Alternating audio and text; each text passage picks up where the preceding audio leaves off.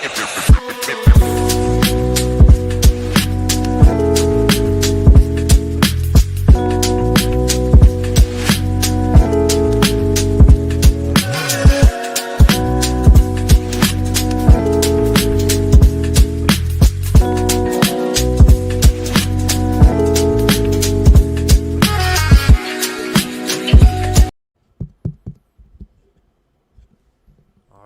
we go, live in the middle of Serbia, Czech Republic.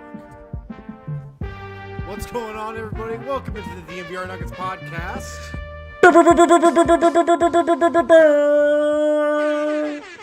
We are live on a Friday, casual Friday.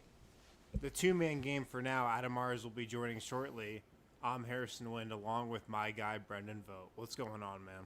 What's up, man? How's it going? We missed you yesterday on a very fun show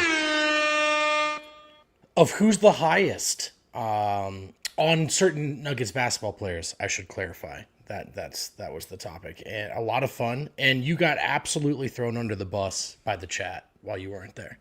I did. 100%. You got thrown under the bus for. Remember when we did the excitement ranking scale for Jokic and you gave him a 9? You big-brained it? I did give him a 9, yeah. That disqualified you in the chat's mind from being highest on Jokic. Yeah. I'm trying to remember why I gave him a 9. I don't think it was a very good argument. No offense. You know? Yeah, he is kind of exciting. Honestly, I think I'm the highest on Jokic, like we probably all do, but I'm not mad at the chat for disqualifying me because of that take. We really couldn't pick. The other hard one was Aaron Gordon, where we tried to figure out, and that one felt wrong. Anyone being anything less than thinking they're his biggest fan doesn't work that way, you know? Right. Yeah, that's a good discussion. Shame I couldn't be there for it, but I'm sure you guys held it down. We're coming to you live on this casual Friday during the Serbia-Czech Republic game. I don't know if anybody's been following along. Serbia playing Czech Republic in a little friendly Eurobasket warm-up game right now. Checking in on the stats, as I'll do throughout today's show. Serbia up big, 92-68, start of the fourth quarter. Jokic's got 12, 4 and 6, 5 of 6 shooting. So nearly a perfect game. He's a plus 25 for Serbia. Plus 25, yeah. That checks out. Keep us updated there in the chat, as we know some of you are definitely multitasking, which we appreciate. It's Bogdanovic that's having the big game today. 20 points, 7 of 11. He's hit 3 threes. So he's really carrying the offensive load for Serbia today. But Jokic, I tuned into like the first quarter. Looked good. Yeah, did he? Did Jokic look good? That checks out. I can't wait to watch this team, man. I really can't wait because I know they're so stacked. I know. It's going to be great. Our first topic, though, we got some breaking news right before the show started. The Nuggets have made a couple more coaching hires. The first one, and the more significant one, it seems, the Nuggets are hiring Mike Moser as an assistant coach, according to Mike Scotto. And this is reportedly, or at least from what it sounds like, an assistant coach who's going to be on the front of the Nuggets bench. He was just an assistant coach in Houston with the Rockets. Before that, he worked with the Celtics, also under Ime Udoka. He's worked for the Mavs as well. He's a former player at UCLA, UNLV, Oregon, played overseas for about 7 years, and then entered the coaching ranks. Dallas, an assistant job at Oregon, where he went to high school, Boston, Houston, and now the Nuggets.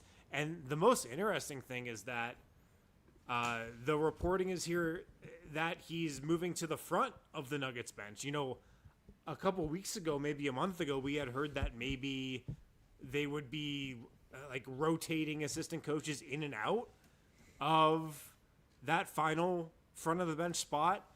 From this, at least, it seems like he might be that guy, kind of the last front of the bench role. So definitely a bump up for him. And an assistant coach we're going to be talking a lot about next year, it seems like. Yeah, something for us to see clarity on for sure. The exact sort of delineation of responsibilities there on the bench and how it shakes out. But you have to like the recent experience being a part of the Udoka bench. I mean, look, Udoka has had he's been in some headlines and not all of them good, but the on the court results are there as a coach, a guy who understands, what it takes to sort of win in the regular season at least, and has really put together some good regular season campaigns, he and his staffs respectively. So Mike Moser, a little bit of experience there, a little bit of great experience, I should say. And yeah, played a little bit at Oregon, as the chat was just inquiring into. He was an All-American at the University of Nevada before he transferred to Oregon. But bolstering the staff, and this is something we've talked about with the other hires too, it felt a little overdue.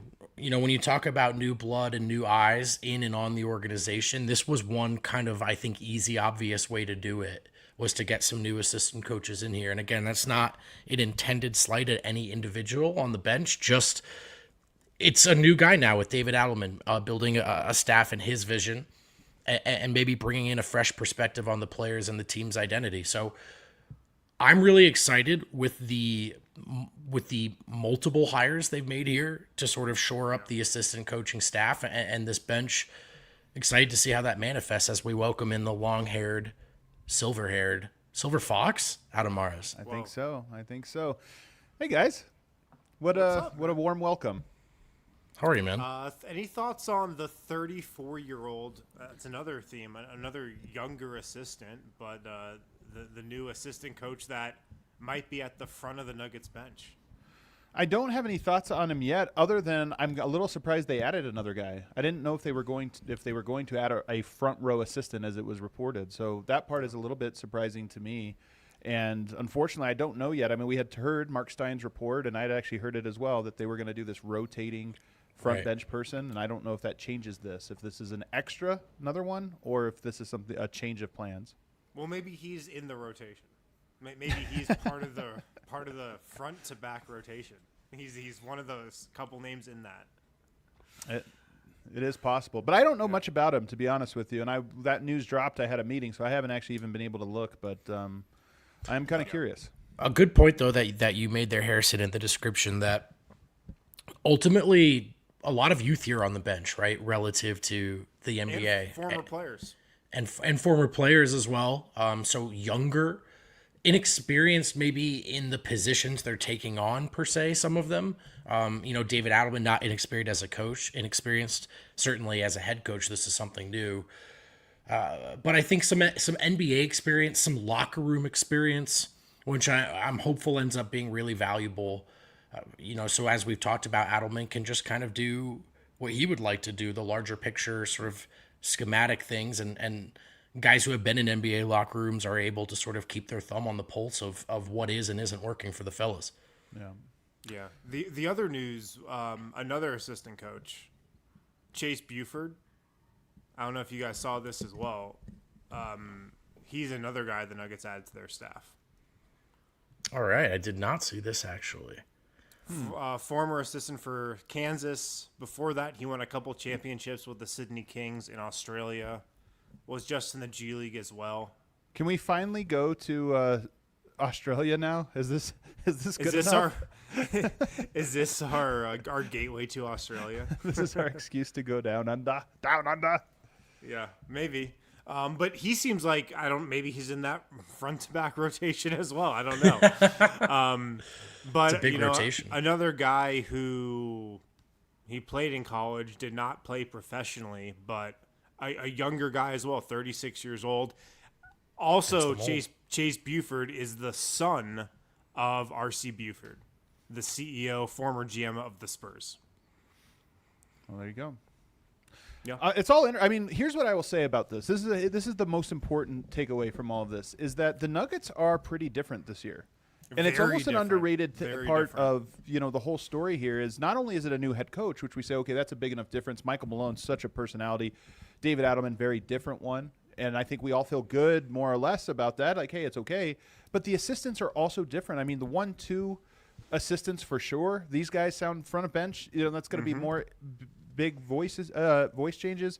So to me, and then obviously all the different personnel, I think it's a meaningfully different team. And I don't know if that means, I think ultimately it could be a good thing. I mean, there's a lot of question marks.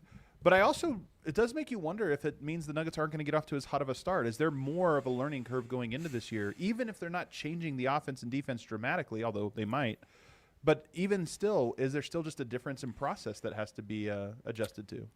Yeah, I think it's a great question. It's a really good question. And, from what we've heard, a positive on that front is a lot of guys are in town, and it seems like will be in town in terms of just the players. And I got to think the coaches as well, definitely prior to training camp, which is the change from last season. And you're definitely going to need that with so many new faces on the court and so many new faces on the coaching staff as well. So, real quick it's a on good that point, on that point, and this is a little like breaking news, or I guess I don't know, a little wind chime of sorts. They have been a lot of Nuggets in town this summer. And consistently in town. And remember last year, this was one of the reasons I was so low on it, and even obviously talking to people about why is nobody here. This summer, Peyton Watson's been around. Christian Brown's been around. Jamal Murray has been in town all the time. He's not always going into the gym. Veteran guys don't always go. Aaron Gordon's been around, but I don't think going into the gym. Bruce Brown has been in the gym. Deron Holmes has been in the gym. That's a lot of guys that have been not just in Denver, but also in the gym working out together. Julian Strother. And on top of that, I also hear that some Nuggets players, including some high-profile ones, might be making an appearance at the Rico Hines runs next week. So that would be an interesting one to see. I mean, you guys know the famous Rico Hines runs in L.A., which players, there's only so many times you get to play with actual NBA talent. Not that the games are the greatest, but I would not be surprised if we saw some clips next week of some Nuggets players at those runs. We've seen P-Watt there before. I know he's played in those games before, but you never have seen other Nuggets current teammates there. That'll be awesome. I mean, we'll get great footage of that too, I'm sure. There's a certain refreshment, air of refreshment right now. I think in the digital streets of our digital neighborhoods as Nuggets fans, you can feel it. I think new and different is good right now on paper for everyone, at least before things get underway. And you just wonder to what extent the players feel that as well. From all the changes, without trying to sort of further vilify anyone who's out, just the totality of the change, the fresh blood, the potential new looks, is there a renewed vigor here? And the way that I think ultimately in the last two regular seasons, regardless of record, even when they won 57, it just felt like a little bit of that vigor was missing. Maybe they were just kind of going through the motions or waiting for something different. And I wonder if it looks different this time around. I think there's a little bit of a momentum on that front. And it's just nice to see so many different players around. I wouldn't be surprised next week. I don't know exactly who's going to be there. Peyton Watson from L.A., you can say I think he's likely. Aaron Gordon, Jamal Murray, Cam Johnson, all guys that, I've heard might be attending that run. So that'd be pretty we might get, how it is in August, guys. We might get some clips of a pickup basketball game to talk about next week. It's something. That's something. I mean, it would be great. Like, I know we're joking a little bit, but to see Jamal and Cam Johnson and those guys on the court together at this point in the offseason. Yeah. I mean, that would be really cool. Like, it would be really cool to see those guys building some early chemistry for sure. Yeah, I think it's great. And the bigger point is a lot of guys in the gym, and I think there's just a good vibe around the team. I mean, what does that mean on August 15th? Doesn't mean a whole lot. But I'll tell you what, it's a lot better than nobody's heard from anybody for 2 months. Totally. It's a lot better than that. Guys are in the gym and working out and training together to some capacity, and that's cool. It's like you don't know exactly what the tangible difference that it's going to make on the court come October is going to be, but you can compare it to last year. You can compare it to just the gym being pretty dead, aside from a couple of young guys for most of last offseason. So. Well, wasn't that media day where Malone was asked about some players or something? He's like, I don't know. I haven't seen them since, April, May or something. And it's like, what? You haven't seen them? Not the case this year. Did so-and-so come back a better player? I don't know. I haven't seen him. Haven't seen. I guess we'll see him practice today. So a little bit different. Yeah. All right. Well, I guess I can seize control again here, Wind, if you'd like. Yeah, I was going to give a quick Go for Serbia update, and then we could hit a break and then get to the schedule.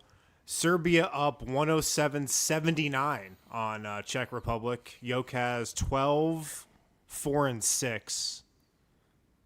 It's been the Bogdanovic game, 20 points. There you go, man. So Serbia might be a buzzsaw, fellas. They really might be. Let's go. Idemo. All right, let's take a break. On the other side, I do want to get into some schedule notes as well as some other fun stuff we have for you on this Casual Friday. shout out to our friends over at Empire Today. Empire Today, they are your go-to for all your flooring needs. They're your home floor advantage. Empire Today can help you get it. They have flooring experts, dedicated flooring professionals who focus on flooring every single day. We've all been to those big box stores. Don't go there. You don't want to go to the big box stores. Don't even think about it. Go to Empire Today, the flooring experts. They'll walk you through the whole process. Make sure your floors are good to go. Make sure nothing comes up along the way that surprises you or catches you off guard. That's so important when you are going through a big project like redoing your floors. They're the best bet for new flooring. They live and breathe flooring. They'll bring the flooring and the showroom right to your home for you. See how it looks with your furniture in your house with their virtual showroom. You get clear upfront all-inclusive pricing. You can schedule installation as soon as the next day. Schedule a free in-home estimate today. Some things are just better at home. DNVR listeners can get $350 off when you use the promo code DNVR. A $350 discount with the code DNVR. Restrictions apply. Visit EmpireToday/DNVR for full details. Hey, here's an idea, just a shot out of a cannon, nothing official. You should get in a Toyota and follow the Denver Nuggets around for the entire season. Quit your job, leave your family. Just kidding, don't do those things. But if you were going to, you would do it in a Toyota because you might be looking for a different type of vehicle to take across the country for different reasons. There are a variety of Toyotas and different types of cars and vehicles that are just perfect for really, I like to say, any type of Coloradan. It's any type of person at this point, whether you're conquering off-road trails or hauling the weight of the world or, looking for something smooth to drive the city streets or whip across the country to follow the Nuggets. You got to go with Toyota. They have so many options, but all of those options in there, one of them is right for you. Visit your Front Range Toyota stores at a location near you. AutoNation Toyota Arapahoe and Centennial, Corwin Toyota in Boulder, Groove Toyota in Littleton, Mountain States Toyota in Denver, Stevenson Toyota East in Aurora, and Stevenson Toyota West in Lakewood. Toyota is a proud partner of the Denver Nuggets and the official vehicle of DNVR. Let's go places. Let's go places indeed. All right, back here, segment 2 of DNVR Nuggets podcast. Make sure you throw us a like, hop in the Toyota chat, talk along with us, especially over this next topic, guys. I want to start. Let's get a little more schedule talk now that we've had a chance to really digest it. And now that we get to bring Wind in, the king of the schedule, we all know Wind schedule Wait, really? obsessed. We all know he hates Jokic, and I don't know if you saw yesterday's show, but we were debating who loves or who is highest on him. We determined you're lowest. Yeah, I heard about that. Look, like personally, and I just said this to vote earlier, personally, I know I'm highest, but because of one previous comment I made like 4 years ago, Yeah. I can't blame the chat for thinking I might be the lowest. There you go. You know what? A good man. He stands by being the highest, but also admit, you know what? You see what you see. Let's first talk about this, the Nuggets and the first 10 games, because we know that their schedule gets tough almost right after the 10-game mark.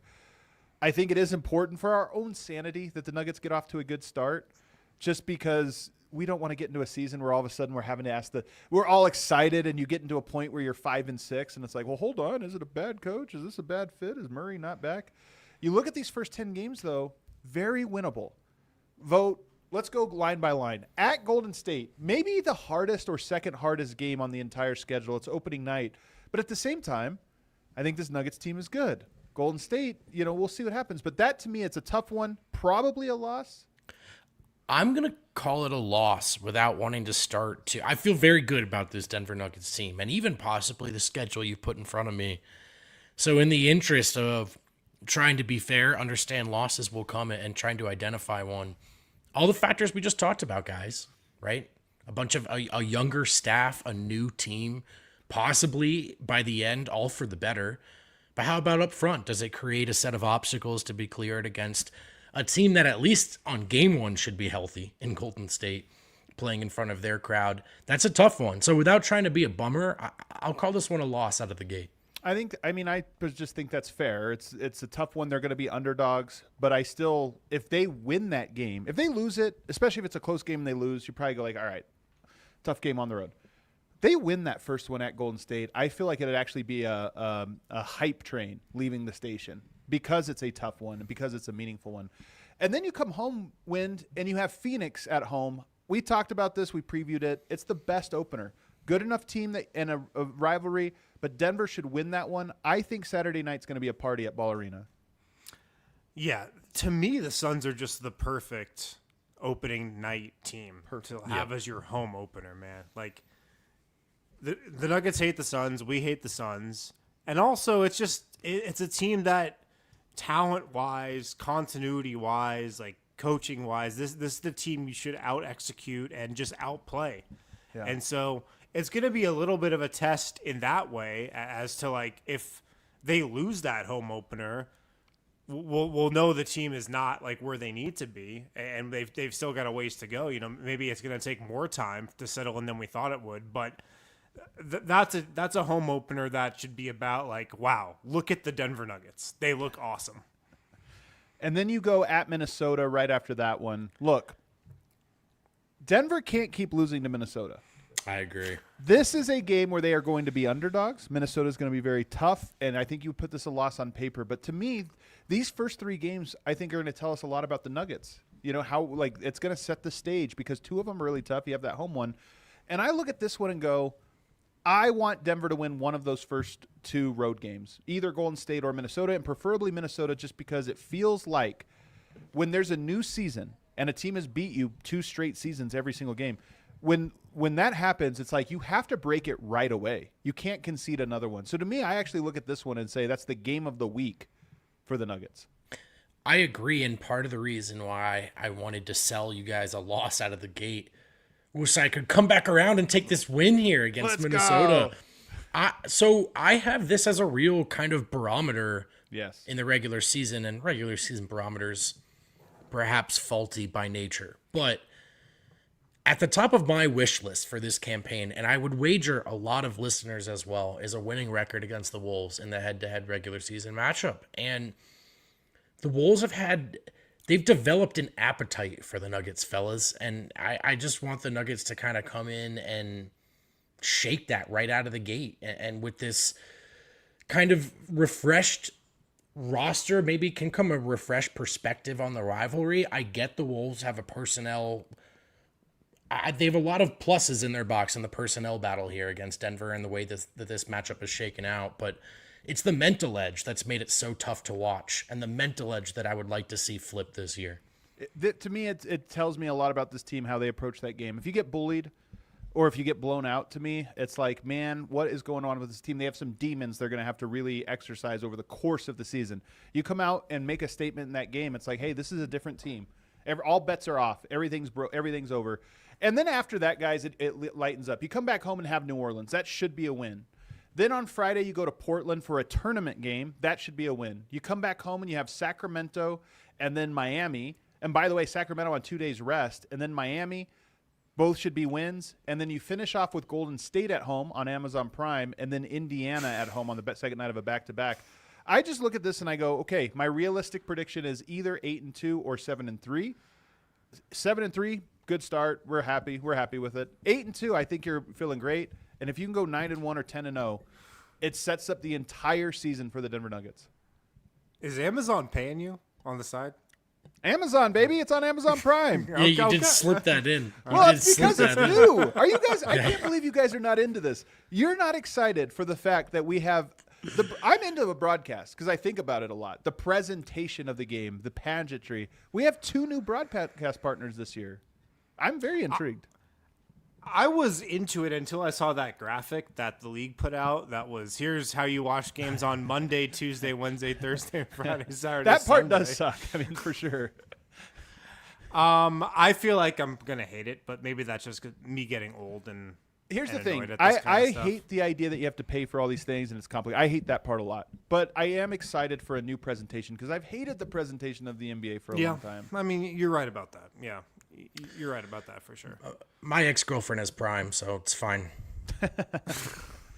But you guys agree with me though that 8-2 seems very doable. 7-3 feels like par. 8-2 feels doable. And if you go 9-1 or 10-0, I just think the Nuggets are good. You know what I mean? It's like it's weird to say 1/8 of the season would make that big of a difference, but to me, 9-1 or 10-0 sets you up to trip a couple times, and you're fine. You're off to such a good start. Yeah, I do feel like, really, regardless of how they do in these first 10 games, a lot of it could be painted on what they do against Minnesota in the third game of the season. You know, like if they lose that game, but still start 7-3, I feel like we're gonna have some vibes of, oh, they're really good, but are they gonna beat the elite teams? Kind of like we thought last year. Right. If they start 7-3 and they beat that Minnesota game, we're back.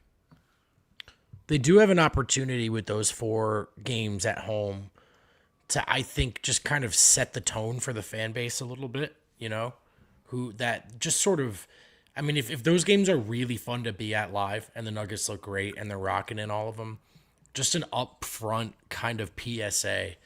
Hey, it's different. If you thought it was stale, it's not. It's not what it was, and you should be coming around this year. They also have a chance to start 1, 2, 3, 4, 5, 6-0 at home, maybe. You know, the 6 home games here are like the easiest ones. I would love that to be a thing this year, that the Nuggets get off to a really good home start and just home court advantage, man. Make it a thing. Yeah. That they've lost it is an underrated storyline. I mean, it's a hard thing to dig into, right? Like in terms of cause, trying to find any direct causes as to why they're not as good at home. But when they were dominant in the Jokic era, they were a dominant team in Ball Arena, and getting back to that would be another, again, kind of regular season barometer little tell here that maybe this is heading in the direction we hope it is. Now we have to ask the headline question today, which is the Nuggets just can't get a 10-game winning streak. Here's the first thing about this. I think this Nuggets, one of my bold predictions for this year is I think this will be the most consistent Nuggets team of the Jokic era. Because I think they have guys that are more repeatable. I mean, Michael Porter, for all as much as we love him, volatile in some ways. You know, he can score a ton of points, can score none. Jamal Murray, same thing, but maybe they need him a little bit less. Cam Johnson, Christian Brown, Aaron Gordon, I think that's more consistency. A deep bench, that means hopefully fewer games where the bench blows a 14-point lead in the first half. I think the Nuggets have the best chance of the Jokic era to get a 10-game winning streak before I even look at the schedule. Do you agree with that, Wind? Yes, absolutely. Absolutely. Because what do you need most to win a 10 games in a row? You probably need depth. Yeah. I mean, because you're going all like those to win 10 games in a row is hard. Not a lot of teams do it every season. The Nuggets have obviously not done it in the Jokic era. Crazy. And like really regardless of what opponent, you know, you're playing, once you get up to 6, 7, 8, 9 wins in a row, there's going to be fatigue that sets in. Like there just is. And you need a bench to be relied on. And the fact that there's a pathway this season to where you don't have to play Jokic as many minutes, you don't have to play Jamal Murray as many minutes, that inherently gives you a better chance to win 10 games in a row. And the fact that you can replace those players with quality bench guys, like, and you can form some lineups out there and some staggers and like some bench units that can really likely outscore the other team. Like, it's just a luxury the Nuggets have that they did not have last year or the year before. So to get a 10-game win streak, I think you need to be deep. Like, that's the easiest way to do it. Obviously, they could have done it last year and they weren't deep, but I just think that's going to help them get there this year. My only nitpick on the win streak thing is this is one of those things I perhaps unfairly pin on Jamal Murray a little bit. I feel like a second option just sort of at some point in the 10 games where your best player in the world is something less than Hercules. You just want to consistently know that you have a second guy, right, that can carry the team in case of not emergency, but just something slower from Yoke. So, I mean, maybe they'll get there, but to me, it's one of those Murray regular season symptoms. So I think the opening schedule of the season is one of the better chances for a 10-game. If you just look at like how it flows, it's not great, but it's there. If you beat Golden State, you beat Minnesota. Every other game you should be favored in. So, all right, that's not a terrible stretch. I don't think there's a 10-game win streak after that, for the next month. It's really brutal. They're on the road a lot. And they're really on the road all the way until January 9th. And here's where I think another win streak might come. You're at home for Atlanta and Milwaukee, 2 very winnable games. You should win both. Then you're on the road at New Orleans, at Dallas. That Dallas one is the second night of a back-to-back. I think that's a tough game. But Dallas isn't that good. They're going to struggle to score. I think that's a very winnable game. So you're at 4-0. You come home for a 3-game homestand, and you get Washington, Charlotte, and then finish with the Lakers. You get a night of rest, so it's nothing crazy. All 3 of those you should be favored in. So now you're up to 7 wins. And then you go on the road at Washington, at Milwaukee. Both of those should be Serbian Heritage Night. Then at Memphis as your last one. I look at that and say Denver is likely favored in every single one of those games, with the exception of at Milwaukee and maybe at Dallas. Denver should be favored, and that would give you a 10-game win streak. But even if you're an underdog at Dallas, at Milwaukee, I don't think you're like more than a 3-point underdog. Yeah, I think that's a good spot for it to be. Can I give you a place where I think a 10-game win streak might come as well? There's one more I had, so let's see if it's the same spot. Is it at the very end of the season? The very end. Yes, it is. So did you guys see that from March 1st through the end of the year? They play the Jazz 3 times. It's so dumb. And they play the Spurs 3 times. It doesn't make sense. And the Blazers twice, and the 76ers, and the Raptors.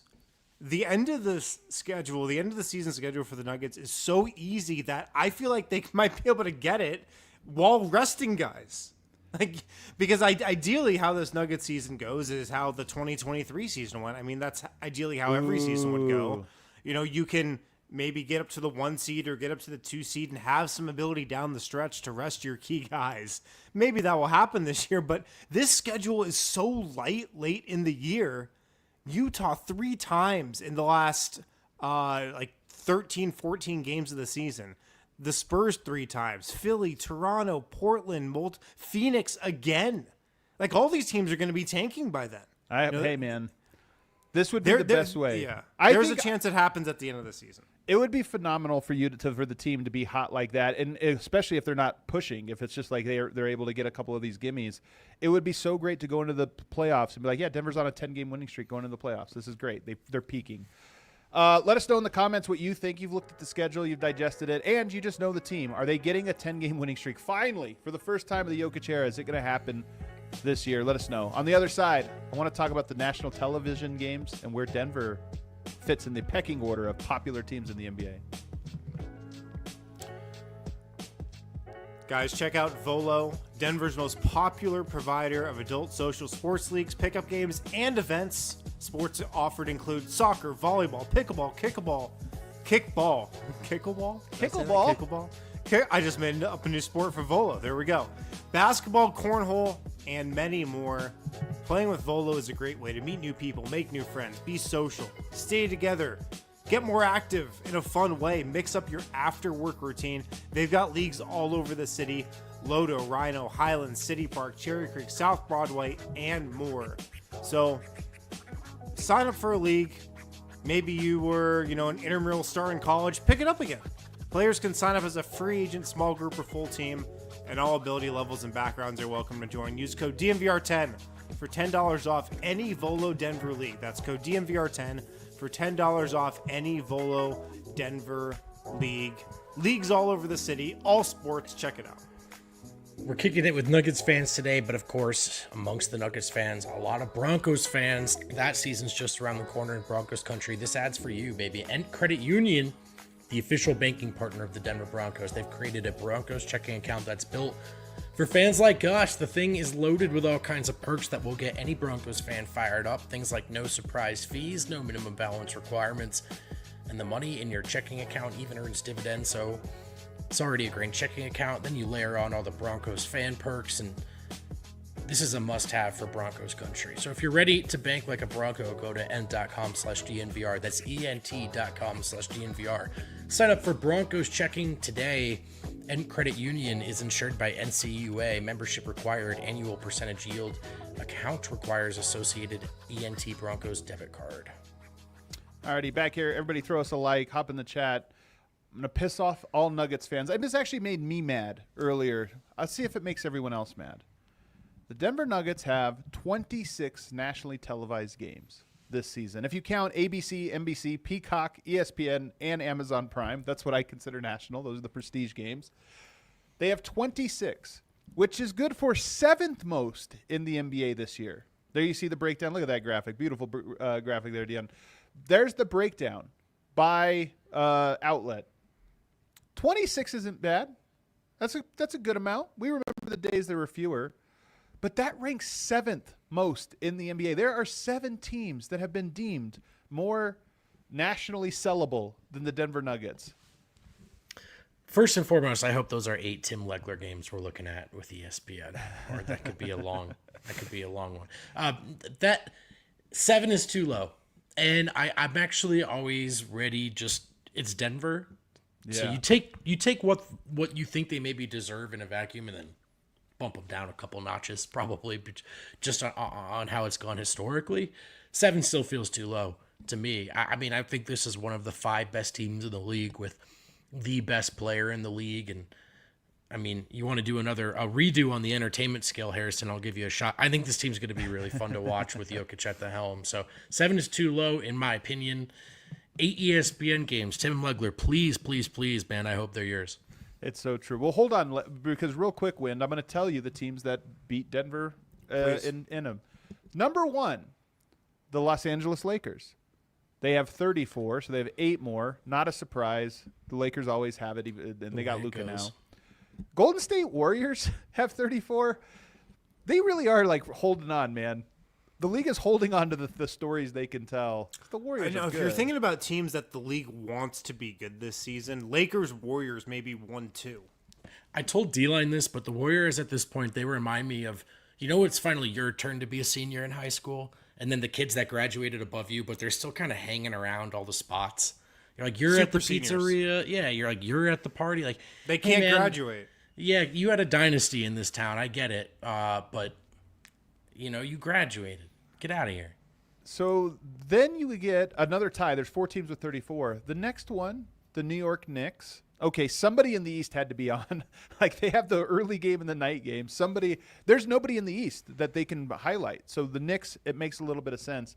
And then the Thunder. And look, they're the champs. I get it. You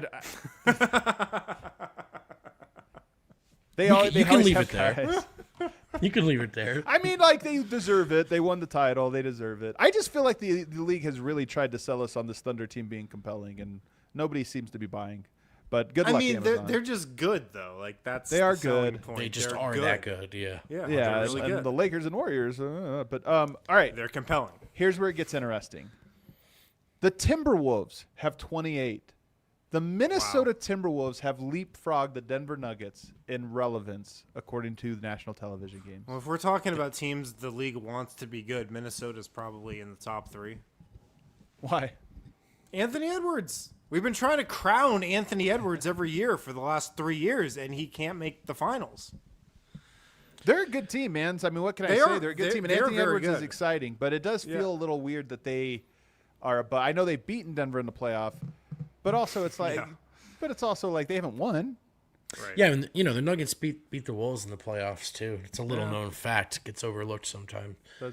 It doesn't. We don't remember it as much because they went on to win a title, so it takes like a lower. That's right. Takes like a lower place in our brains. It does feel like if I had to pick between those two markets, you would want Jokic. Well, I don't know. I get what Wynn's saying. Anthony Edwards just kind of. It hurts, though. This is the one that hurts. This one hurts a little. And then the last one ahead of the Denver Nuggets is the Houston Rockets. You get Kevin Durant. I just felt like both of those teams should have been with Denver, not above Denver. I agree. I agree with this. Yeah. So there you go. Yeah. That's the breakdown there that had me just stuck in my craw when I was. Did I see something that Boston has like 20-something national TV games? I'm telling you, who would you pick in the East? You have to have an early game on. But it can't be Boston, though. Why not? Who would it be? Not?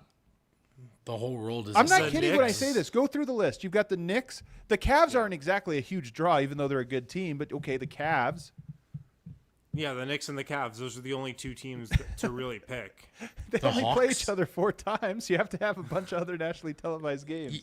You could get really in on the Hawks off season, but I mean that. Yeah.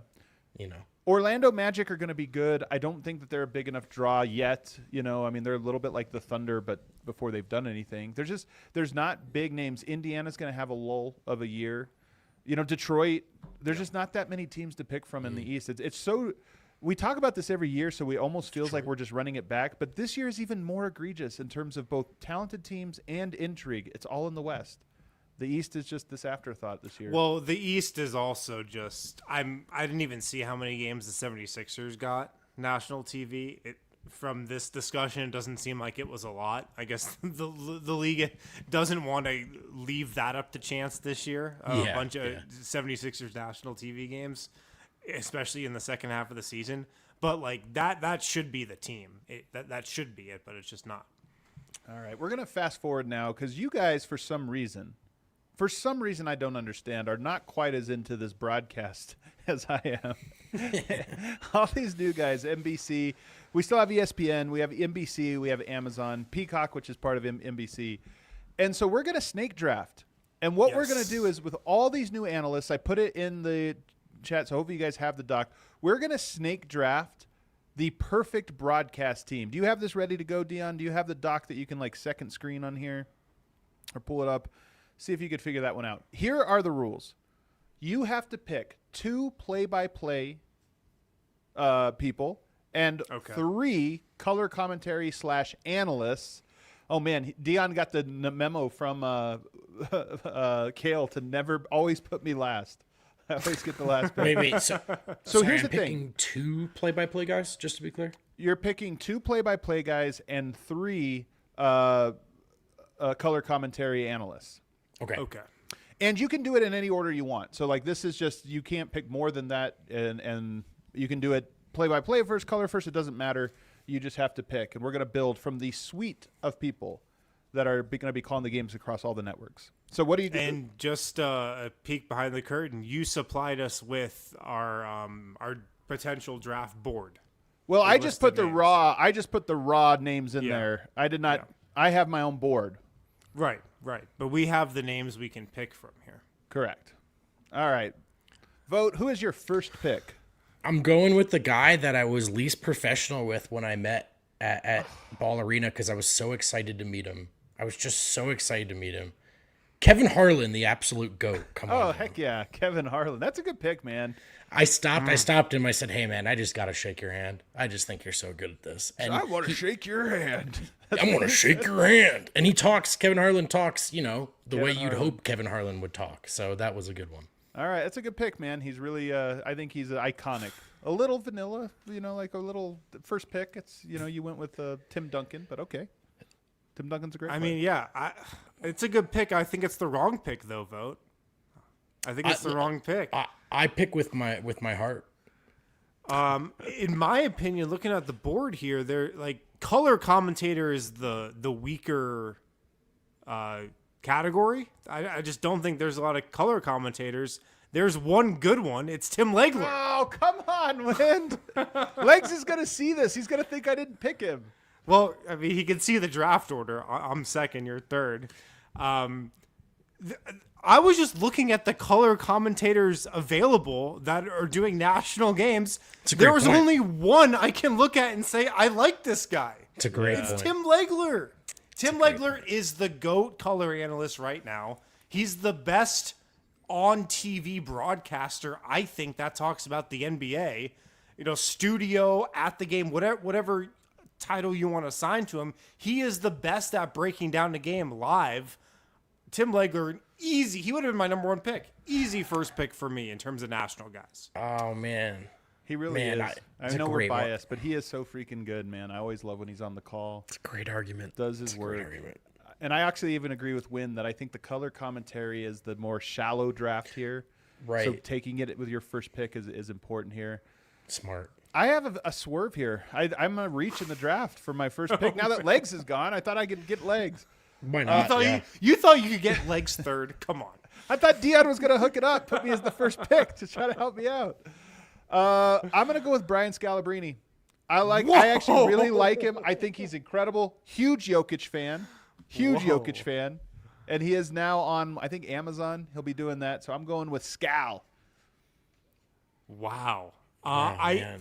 I do like Scal. He's great, man. From the the Nuggets Celtics games that he's done. Dev had a good interview with him at Summer League or at the All-Star game last year.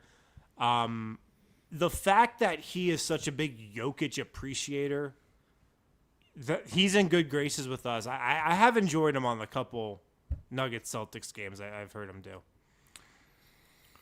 Next one I'm going to go. Man, this is so tough because really it's kind of like you could take a pick of the next color commentary guys and of the next play-by-play guys. There's a handful I like. I think I'm going to go. Oh, man, this is so tough. I think I'm going to go with Jay Billis. Adam, what are you doing, man? Someone take the keys away from Adam, bro. I like Jay Billis. I think he does a good job. You know what? I do too, man. I got screwed with the third pick. Tim Legler was the easy pick for me. This draft is so hard. This is an all-time draft What moment. did you get in that one draft? 6%. That's so bad.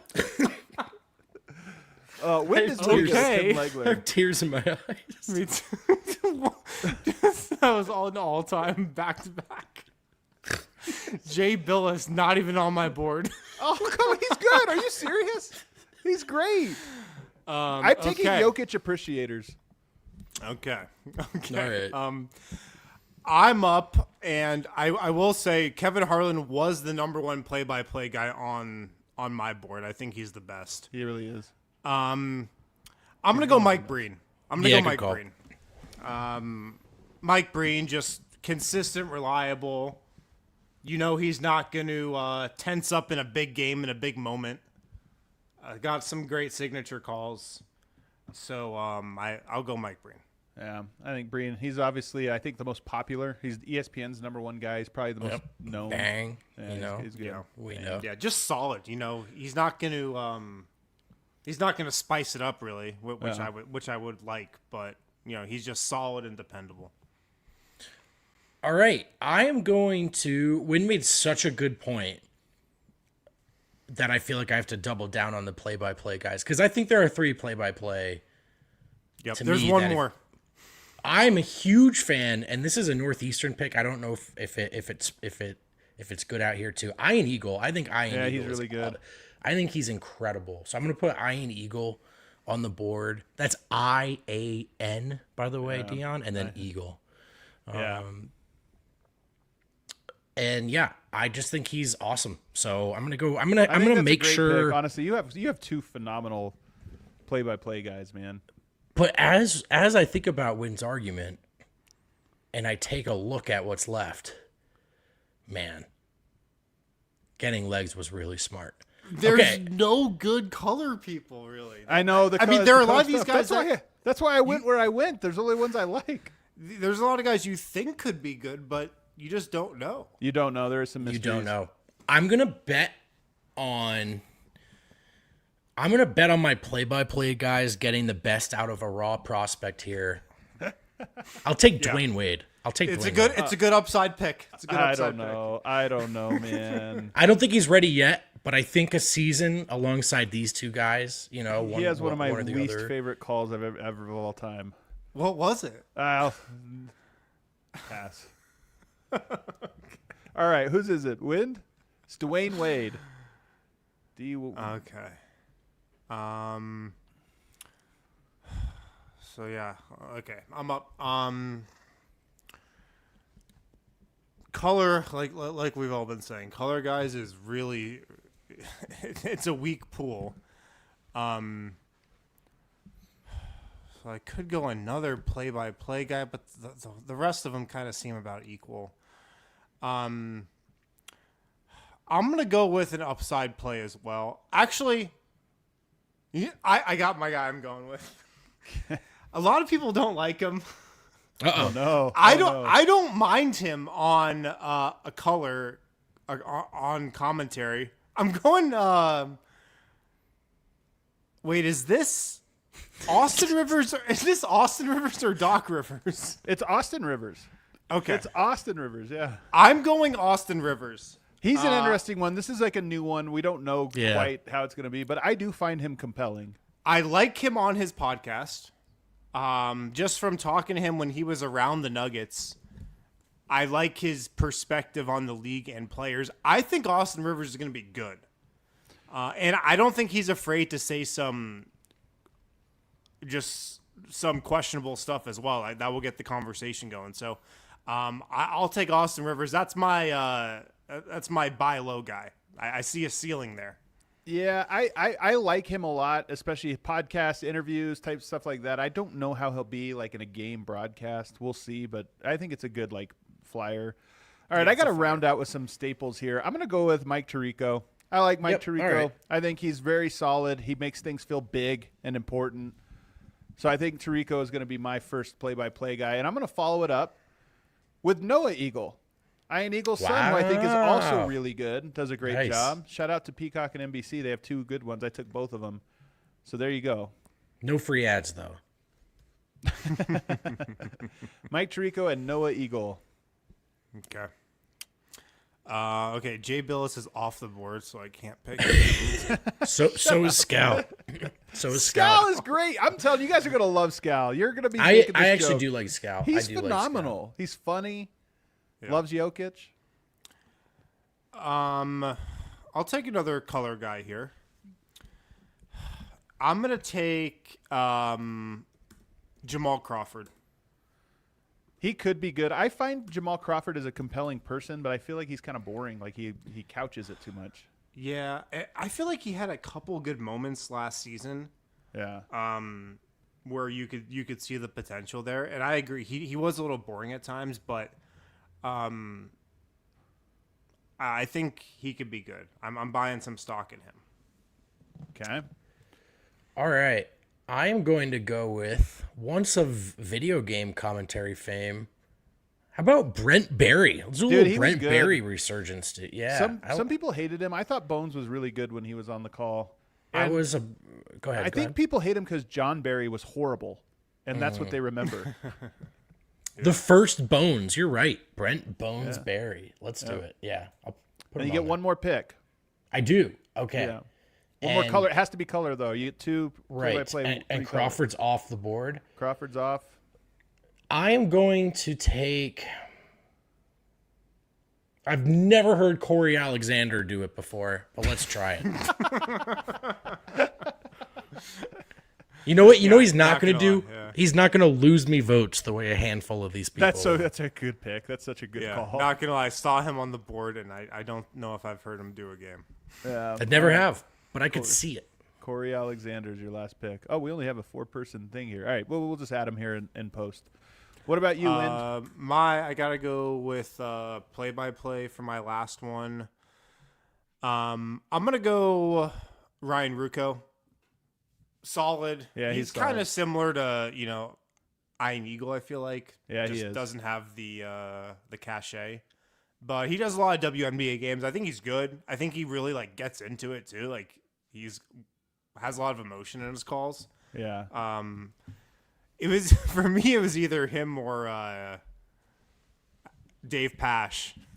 I wasn't gonna take Dave They are Pash. kind of similar, though. They're very similar. They're kind of Dave Pash a lot of times sounds like he hates his job though.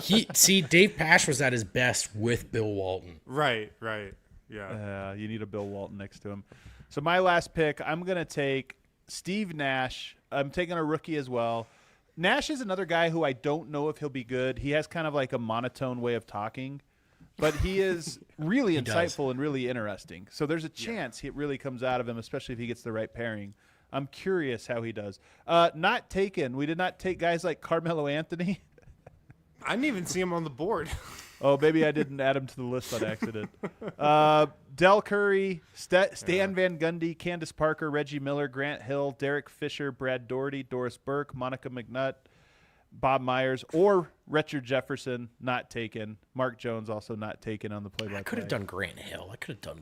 Grant Hill, same those I said with Jamal Crawford. He's so interesting and has insight, but I feel like he just plays it safe. He'll never take a risk with any of it. So, you know what I found from just reading the chat while we did this is that everybody has wildly different perspectives on who they think is the best and worst. Because the chat has thrown out some names where I'm like, really? People say Katie Wingy. She's on the Altitude broadcast. This is just the national broadcast from this season. So it's not like people of years past. It's just from this season, trying to see who gets it. J.K. Wallace chiming in and saying, I always liked Chris Webber. There's no way, man. Like, there's no way you actually liked Chris Webber. I loved Chris Webber when he was with Gary Payton on the postgame show. But you cannot put him on a broadcast. I don't think he was good in the broadcast. Oh, I never saw that. I'm guessing that was TNT. It was NBA TV, man. And when him and Gary Payton, they almost had a KG and Paul Pierce dynamic to it where, like, they just could, like, get going where it was so funny. I liked him there. From what Chris Webber was the worst announcer. Like, he was so bad. He was bad on he was really bad. Yeah, he was really bad on it. Candace Parker Candace Parker sometimes is she's good. decent in studio. I don't know if I've heard her do a game, but she's good in studio. Some of these people are a lot better in studio, I think, it's like a completely different skill set. Completely different one. Dude, I have a 1% feel for this from doing the watch alongs a little bit, but commentating a game is tough. Really tough. It's really tough, especially, and I think doing color might be harder than doing play-by-play. You think? Just because play-by-play, at least you know what to say. You're just talking about what's happening on the court. Color, you have to time it right and come in and talk for long enough, but not too long, and just everything you say, it has to mean something. So I just think play-by-play, you at least know a baseline, or you at least have a structure of what to say, just what's happening in the game. Yeah. I think for me, color would be easier. I mean, I think both of them would be really, really tough. But color for me, I feel like I can always say something about anything. Yeah. Unsurprising. Well, that skill is something we developed over the years. We got any super chats here today, Dion? What are the people saying in the chat today? Logan Wright. OKC's strategy is to ignore Aaron Gordon and especially Christian Brown on the perimeter. How important is Christian Brown's three-point volume increasing this year? How many threes should he get up per game so he's ready for the playoffs? I think this is a good question, and I don't even think he can answer that in the regular season because I don't think it's about volume. I think the only thing we could say is even in the regular season with the improved numbers, it never felt consistent the way that you would want, and I just think he needs to be a guy that looks like the shot is more confident and consistent. Yeah, what was so interesting last year was he shot 3 3-point attempts per game in the regular season, shot 40%. And then in the playoffs, 5 3-point attempts per game. 5 a game, that was a big number for Christian Brown. That was a big jump, 2 more threes per game. And, of course, he went down to 30%. So the volume will probably go up again in the playoffs, I would guess. And he's just got to be ready for that. Yeah, I would agree. All right, what else are we looking at? Anything else? Yeah, we got 2 more here. 5-5-5-5-5-5-ish. I had an epiphany this week, and I know exactly what the goal will be this season. Completely different than what I said last week, and it's crazier than last season's goal of 555 Zeke minutes. Oh, so this is a tease. Okay. All right, it's a tease, I guess, Not for an next announcement. Week. It's for a next tease. week on Friday, we'll have to have him reveal. Yeah, we'll have to have another Die Hard Colin show on next Friday. The boys' dad. And the boys' dad. It would be much more entertaining to snake draft a worse national broadcast team. That'd be an easier snake draft. Yeah. Richard Jefferson's so polarizing. It's funny that so many people in the comments were like, you got to take him. You got to take him. To me, he's my number one least favorite. And part of this 2 years, you go back 3 years ago, Doris Burke's Q score was really high. I think over the last handful of years, pretty much anyone on that ESPN broadcast is kind of suffered from whatever the rising product is, by putting all those people together. It just isn't working for people, and so I wonder if they almost all sort of suffer from whatever the aggregate is. Del Curry is pretty good. He got elevated. They were doing the Hornets broadcast. He got elevated along with his partner, so that was one of the better broadcasts. A guy I like. Oh, I would have taken that guy. The Hornets play-by-play guy. Yeah, his name. Oh, Eric Collins. He'd be screaming. He'd be screaming all the time. Sometimes you'll catch a random college football game with him on a Saturday afternoon. That's a good time. I do. He knows like how to turn you're it right. up. He does have that energy. It's so good, man. I should have taken him. All right, everybody, thanks for tuning in. We hope you guys have a fantastic weekend. Get away. Get out into the mountains or something. Enjoy yourself. Hit the like button on the way out. Later.